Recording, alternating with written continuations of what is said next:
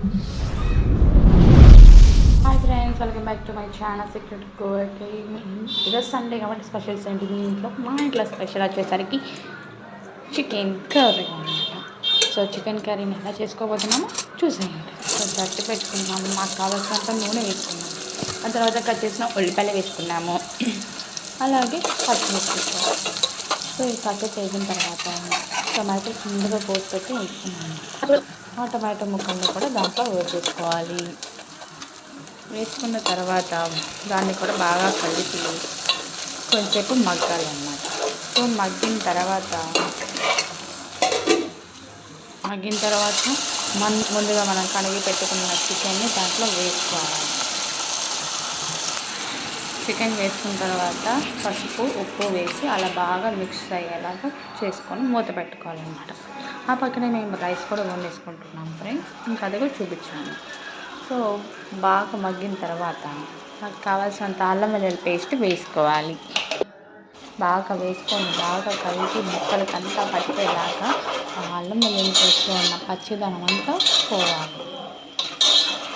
అలా బాగా మిక్స్ చేసుకోవాలి. మిక్స్ చేసుకున్న తర్వాత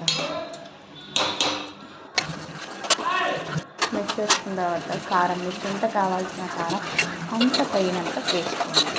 బాగా కారాన్ని కూడా ముక్కలకి పట్టించుకోండి.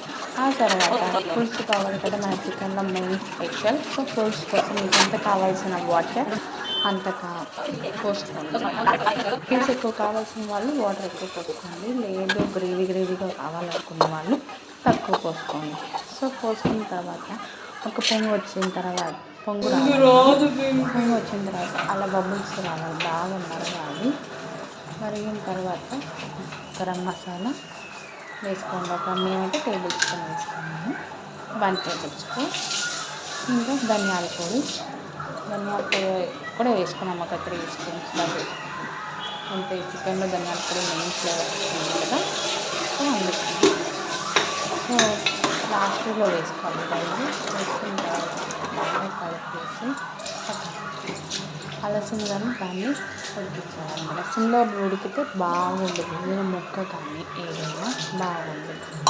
సో మాకైతే ఉడికేసింది కాబట్టి ఇంకా కొత్తిమీర గార్నిష్ చేసేసుకొని దగ్గర పెట్టుక చికెన్ని ఆస్వాదించడమే ఏంటి.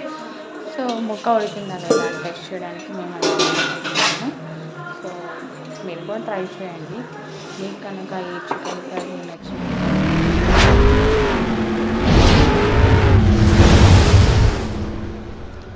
సబ్స్క్రైబ్ చేసుకోండి. Support me guys.